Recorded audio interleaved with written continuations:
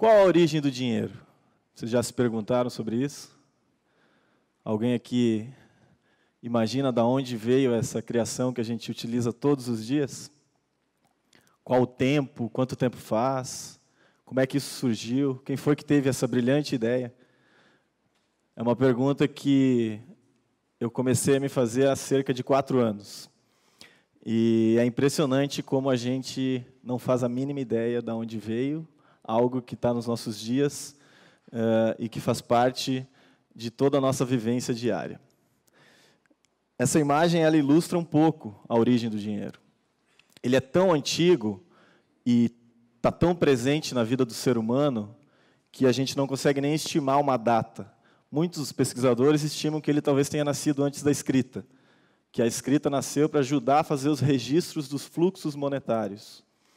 Mas não temos certeza disso. O que a gente tem certeza é que o dinheiro é uma forma do ser humano colocar a sua energia em fluxo. Da gente, como um ente social, poder se tornar cada vez mais íntegro. E que os recursos que a gente cria juntos possam circular de forma abundante. Quando a gente começa a perceber o dinheiro desse lugar, a gente sente como a gente está desconectado. Porque, creio eu, que muitos aqui não tenham ouvido falar ainda do dinheiro desse ponto de vista. A gente tem a mania de olhar para o dinheiro um pouquinho como essa imagem, né?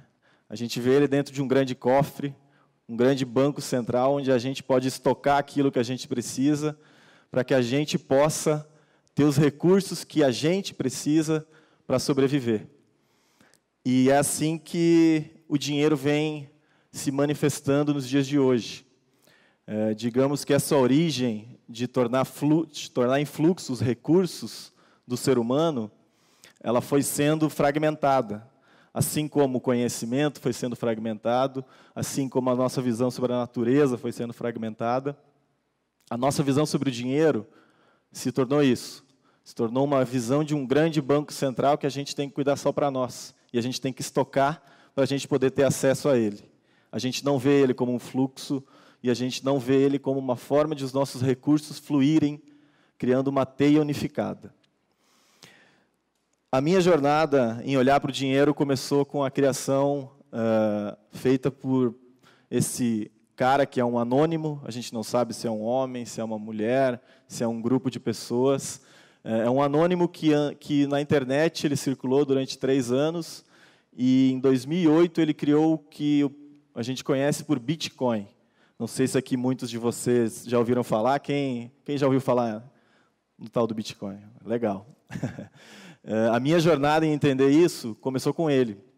Porque quando eu comecei a ver assim, como existe alguém que lançou na internet uma moeda, criando a sua própria moeda e colocando essa moeda em fluxo para que todas as pessoas que quisessem pudessem utilizar dela. Isso me pegou, né?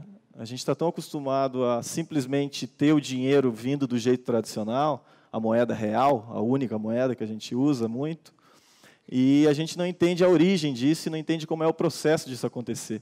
E aí, quando eu vi uma entidade, um ser anônimo, fazer o seu próprio dinheiro e colocar esse dinheiro em fluxo, foi muito disruptivo.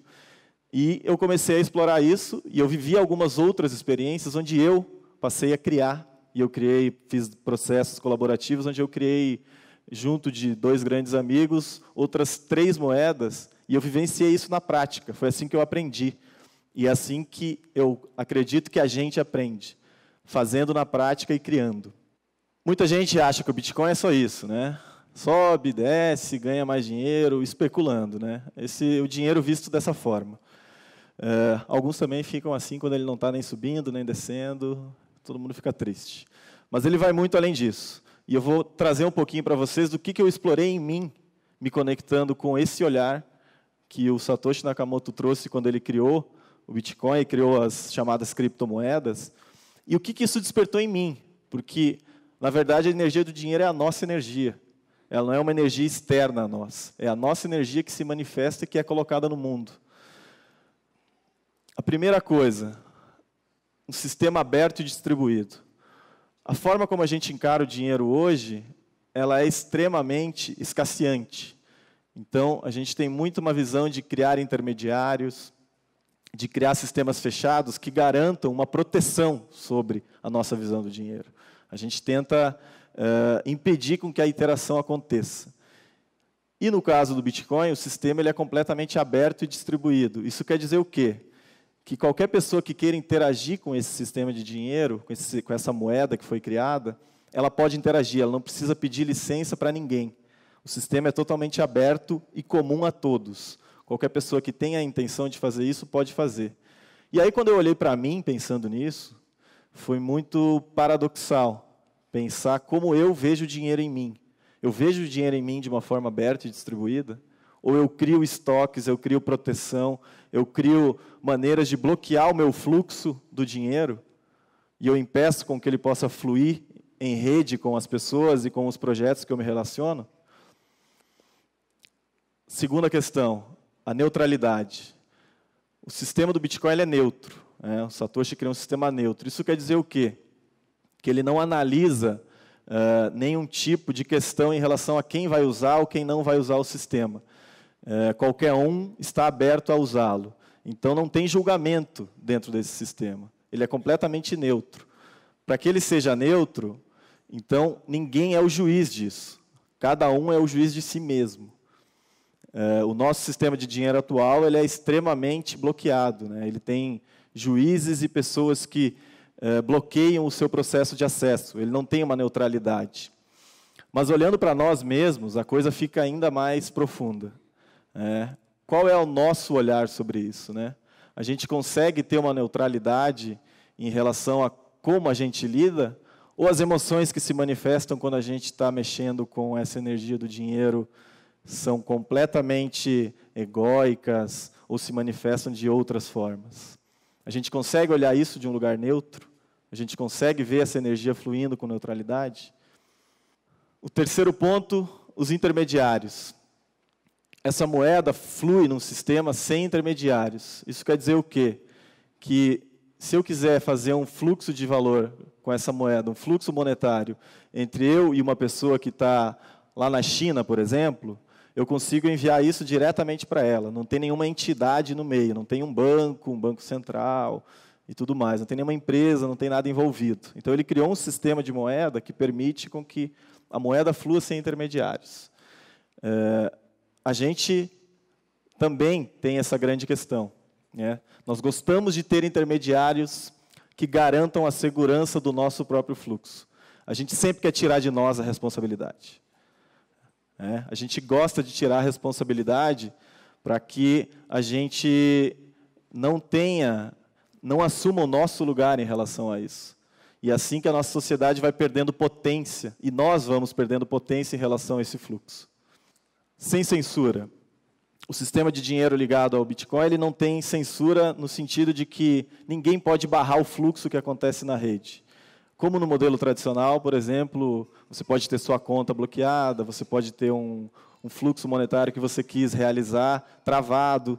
Então, ele tem uma certa censura envolvendo esse sistema. Nesse sistema, não. Toda transação acontece sem nenhum tipo de análise. É uma rede automática que faz isso. Mas o que interessa olhar do ponto que eu estou trazendo para vocês? Como nós nos censuramos em relação a isso? Em relação à energia do dinheiro? Nós nos censuramos muito. A gente vive um conflito interno enorme em relação a isso, né? Em relação a como olhar para esse processo. A gente não consegue se integrar e viver uma relação íntegra com a energia do dinheiro que nós temos que colocar para fluir em comunidade. Sem fronteiras.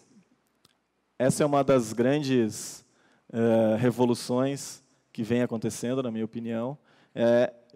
Essa nova moeda que nasceu com o Satoshi, como eu coloquei, e que agora já se espalhou pelo mundo de várias outras formas, elas derrubaram as fronteiras que existem no fluxo monetário. É como o WhatsApp fez com as comunicações, a internet, que hoje em dia você consegue conversar com qualquer pessoa do mundo, sem custo, e alcançar qualquer tipo de pessoa que você queira. Isso agora está disponível com o dinheiro também, né? O fluxo monetário agora também pode fluir sem fronteira.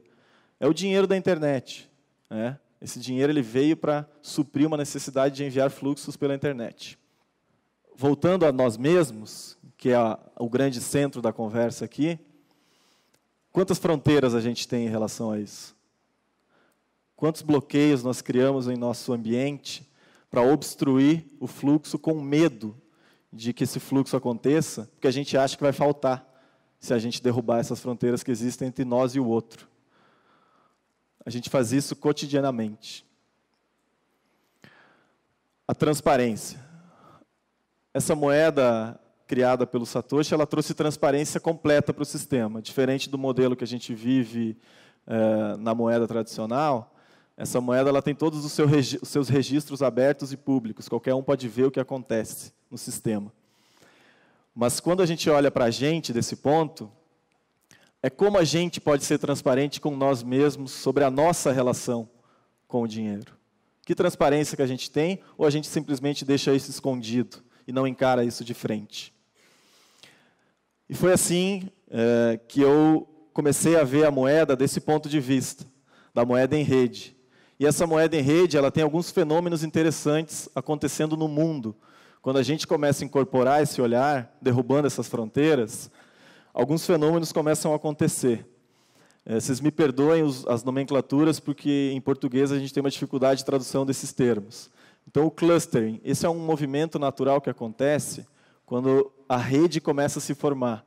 Então, tudo pode emergir de forma autônoma e livre, onde as pessoas vão se juntando e criando coisas. Então, hoje em dia, a gente tem mais ou menos 3.000 moedas já sendo criadas dentro desse sistema de criptomoedas. Já tem outros vindo, mas a clusterização está acontecendo e está sendo muito rápida. As moedas comunitárias já fazem isso, mas com a cripto isso está ficando ainda mais forte. O swarming, que é um movimento onde as pessoas se juntam para fazer um grande movimento coletivo, como a gente viu nas manifestações aqui no Brasil. Isso com as criptomoedas e com a moeda em rede está ganhando cada vez mais potência. Nós já temos milhões de usuários espalhados pelo mundo vivendo uma realidade de um novo olhar sobre as moedas. O cloning é quando a gente copia o nosso companheiro, a pessoa que está no nosso ciclo de interação, e integra padrões novos para o que está sendo criado de uma forma coletiva. Então, eu pego aquilo que o meu vizinho está fazendo, copio ele, mas não copio exatamente igual. Eu coloco uma coisa única que é só minha. E o sistema ganha mais valor ainda integrando essa coisa única que eu coloquei. E isso vai se espalhando. E o crunching, que é o amassamento do mundo. É as fronteiras diminuindo no mundo. Com a internet, todo mundo já sente isso diariamente, né? A gente já sente que o mundo está muito pequeno. Agora, com o sistema financeiro, isso ainda não vinha acontecendo. Mas esse movimento chegou. Então, agora a gente já pode experienciar um mundo onde as barreiras de circulação do fluxo monetário, elas estão cada vez menores e cada vez com um custo mais baixo. É a experiência que a gente vive com a comunicação está chegando no dinheiro.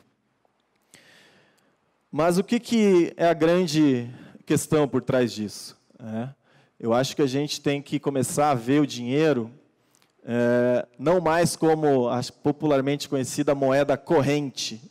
Talvez a gente tenha que ver como uma correnteza que possa fluir, que não fique presa. Então, a gente tem que olhar mais isso do ponto de vista da água que flui.